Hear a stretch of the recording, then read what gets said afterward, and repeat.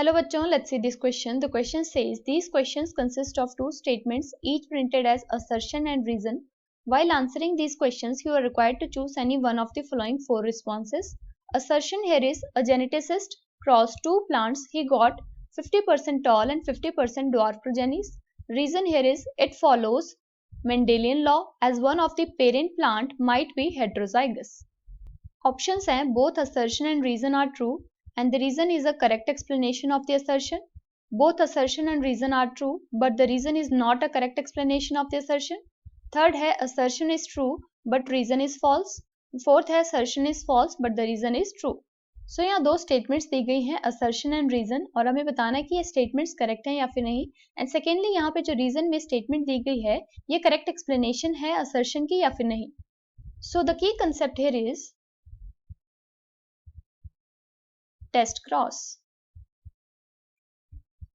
Test cross use किया जाता है to determine whether the progeny plant is homozygous या फिर ये हेट्रोजाइगस है. क्योंकि यहाँ पे जीनोटाइप इस तरीके के देखने को मिलते हैं capital T and capital T small T और दोनों ही केस में फिनोटाइप कैसा होता है, टॉल फिनोटाइप होता है. यानी हमें एक्सटर्नली तो पता नहीं चलता है कि यहाँ पे जीनोटाइप किस तरीके का है. इसलिए अगर हमें जीनोटाइप पता करना है तो उसके लिए हमें क्या करना पड़ता है, टेस्ट क्रॉस करना पड़ता है. और टेस्ट क्रॉस में हम क्या करते हैं, इस प्लांट को लेते हैं और सिर्फ इसका क्रॉस करवाते हैं विद द रिसेसिव पेरेंट.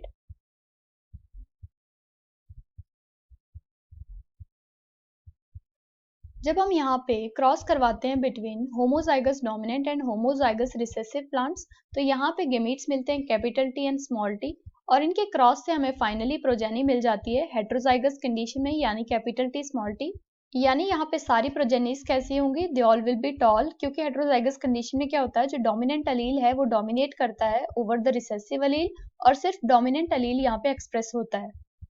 और दूसरी तरफ अगर हेट्रोजाइगस प्लांट का क्रॉस करवाया जाता है विद द रिसेसिव पेरेंट तो यहाँ पे हमें किस तरीके के गेमीट्स देखने को मिल जाते हैं, कैपिटल टी स्मॉल टी और यहाँ पे स्मॉल टी देखने को मिलेगा.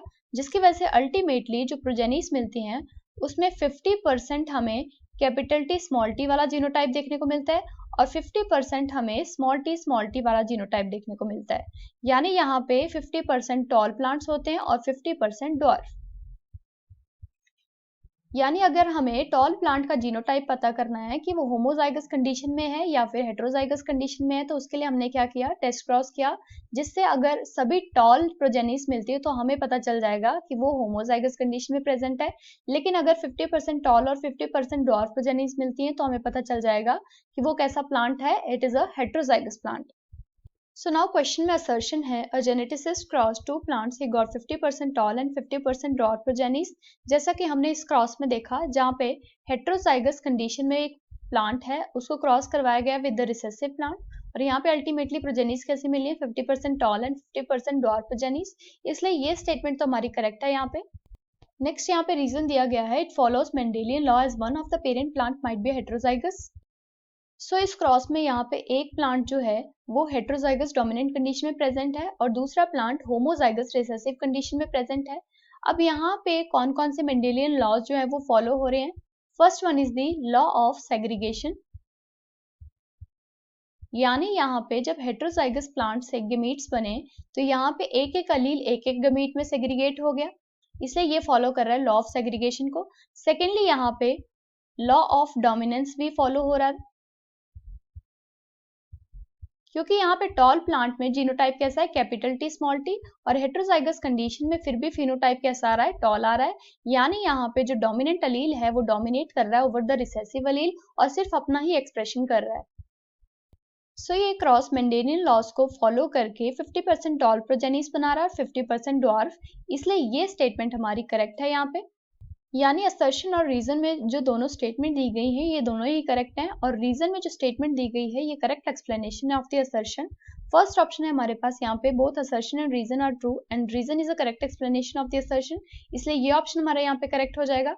सेकंड है both assertion and reason are true but reason is not a correct explanation of the assertion, इसलिए ये इनकरेक्ट हो जाएगा. थर्ड में बोला है assertion is true but the reason is false, इसलिए ये भी इनकरेक्ट हो जाएगा.